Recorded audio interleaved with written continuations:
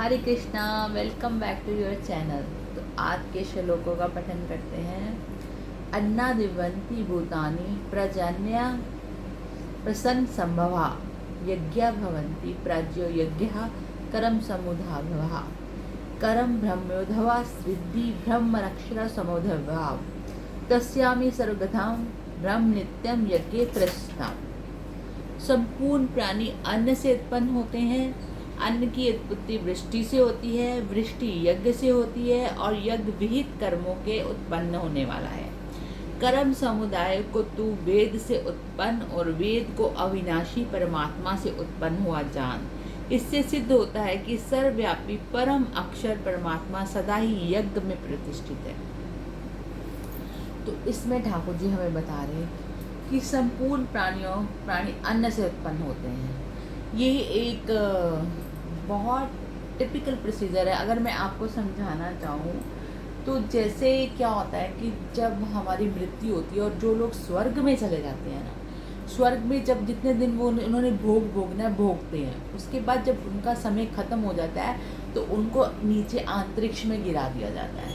तो अंतरिक्ष में इतने सारे भूत प्रेत हैं जो उनके शरीरों को खाते हैं। तो वो चीखते चिल्लाते हैं और उनके ना आंसू रूप से होके पृथ्वी पर गिरते हैं, पृथ्वी पे अन्न में गिरते हैं। अन्न से जो अन्न समझते हो, जैसे गेहूं की और चावल की या किसी और भी चीज़ के अनाज की खेती में, तो वो जब पुरुष उस अन्न को खाते हैं तो वो वीर्य रूप से स्त्री के साथ मिलके बच्चों की उत्पत्ति करते हैं। तो उससे पूरी ऐसे प्रोसीजर जानवरों में भी है।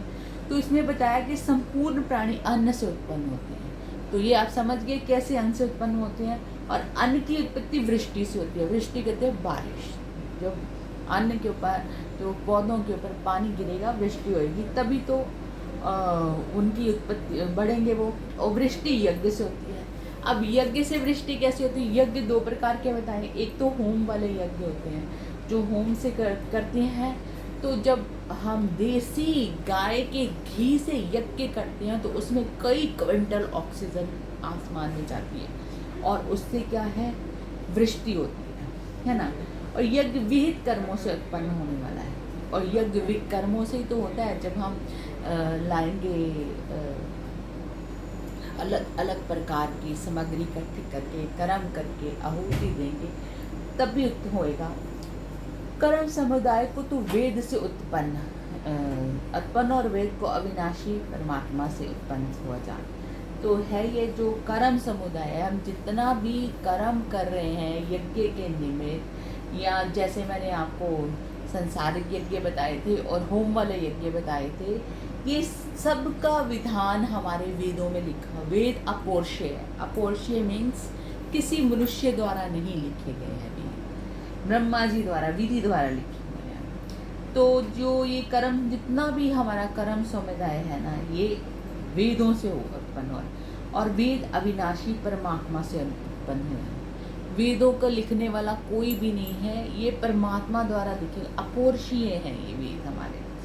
तो इससे सिद्ध होता है, इन सारे प्रसिद्धों से ये सिद्ध होता है कि सर्वव्यापी परम अक्षर परमात्मा सदा ही यज्ञ में प्रतिष्ठित है।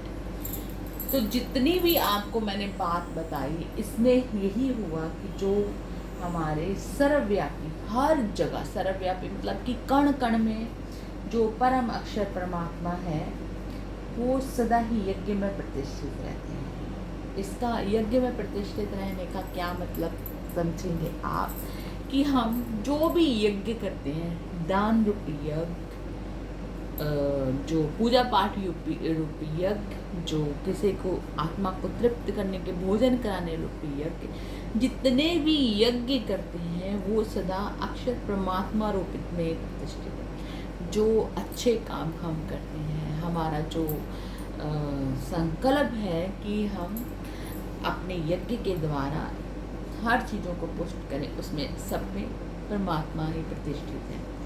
परमात्मा सदा ही यज्ञ में प्रतिष्ठित रहते हैं। इसलिए यज्ञ हमारी पुष्टि करता है और हम लोग यज्ञ द्वारा अपनी मनवांछित इच्छाओं की प्राप्ति कर लेते हैं। बहुत ही कॉम्प्लिकेटेड टॉपिक है, अगर आप इसको बार बार सुनोगे, बड़े ध्यान से सुनोगे तभी समझ आएगा। और मुझे भी लगता है कि 5 मिनट में समझाने वाला विषय नहीं है।